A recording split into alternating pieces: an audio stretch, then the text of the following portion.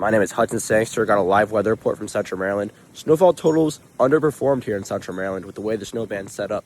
We only got around 2 to 3 inches, but the wind is knocking down any snow that's remaining off the trees as we got heavy snow.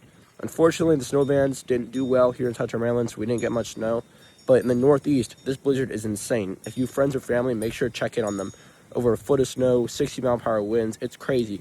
And around here, it's still pretty windy. We have around 30-mile-an-hour wind gusts. My voice is croaky. I'm under the weather, but I'm still making sure to get y'all a weather report.